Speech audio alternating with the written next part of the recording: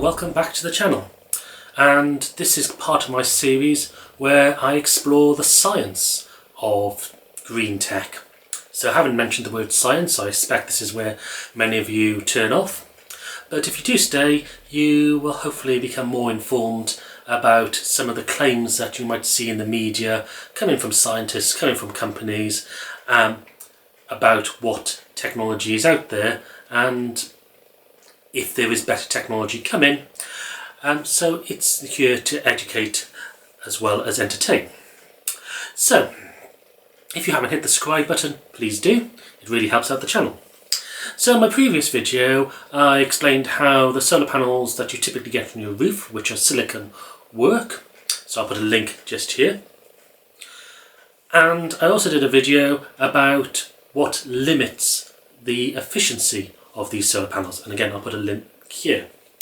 And in that video I discussed the Shockley-Queisser limit, which was a calculation done by two predominant physicists, Shockley and Queisser, and they found out that from their calculations that the maximum efficiency you will get from a silicon single junction solar panel is about 33%, which means that of the sun at high sun we get roughly 1,000 watts of energy of power hitting the earth in a square meter, which means that even if you had the most efficient type of silicon solar panels you would only get 333 watts of electrical energy out.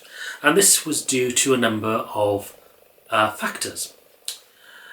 I also discussed that silicon isn't the best material for making solar panels because it has what's known as an indirect band gap, which means that the panel has to be quite thick, therefore quite weighty, in order for you to get the best electron transitions. In that video where I discussed the efficiency, we talked a little bit about the band gap. So this is the energy required to elevate an electron from the electron hole pair up into what's known as the conduction band, so it can create a voltage and therefore generate a current. So as you hopefully know from watching those videos, that we get a spectrum of light from the sun. Red is at low energy, blue is at a higher energy, and therefore what you want is to have a band gap which maximises the energy transitions. So this comes off as a bit of a trade-off, because if you make your energy band gap too wide, you utilise more energy from the higher energy photons, such as the blue light. However, you don't have enough energy from things like the red light, or from photons that from the red light, that can elevate your electrons up into that conduction band, so that energy is wasted. However, if you have a band gap that is too small, then the energy from your red light is captured, but the excess energy from your blue light is also lost. And we also saw from that video that from Shockley and Queisser's calculations that there is an ideal band gap to maximise efficiency. So the question is, what can we do to maximise efficiencies? So the first thing is, can we look at a different material? Can we look at a different band gap? So here is the periodic table, and here you can see silicon is in group 4. It's right under carbon, and under that is germanium. Both silicon and germanium are semiconductors, so they both have a band gap. However, as we said, neither of them is actually ideal for solar panels. But what we can do is combine other elements together to make a compound which is semiconducting with an ideal band gap. So what we can do is look for elements in the groups on either side of silicon, so group 3 and group 5, and these combine to make III-V semiconductors. So you can get, normally aluminium, gallium and indium are taken from group 3, and phosphorus, arsenic and actinium from group 5. And you can combine these together in numerous combinations, and they create semiconductors, some of which you can see on this graph. And as you can see from the axis on the left side, you can, depending on which elements you mix together, you can make different band gaps. And also you can, depending on which ones you combine together, you can end up with indirect band gap, or for solar panels you want a direct band gap. And as you can see, there's one that really stands out, which is gallium arsenide, which has a band gap of about 1.4 eV, and it's direct. And the reason you want it to be direct is because then you don't need much material, become much thinner, and therefore it can become flexible, or it can be easier to manoeuvre. So this is why these solar panels are used by NASA on spacecraft, because there's a huge cost for every extra kilogram that you want to put into space. You can also see that there's other elements there, so you can get GaSb, which has a band gap of about 0.7. We can also combine even more elements. There is a common semiconductor which is aluminium gallium arsenide, known as AlGaS, which isn't on this table. So once you start combining these elements, you get to be able to tailor your band gap to make the perfect semiconductor for your solar panels. And that will make it more efficient. And also, because these semiconductors can be made so thin, you can do multi-layered. So you can create a semiconductor which is perfect at absorbing the initial low energy red lights, and then underneath it you can create another layer of semiconductors which then can absorb the higher energy blue light, which are transmitting through the initial lower band gap area. And these are what's known as a multi-junction solar cell.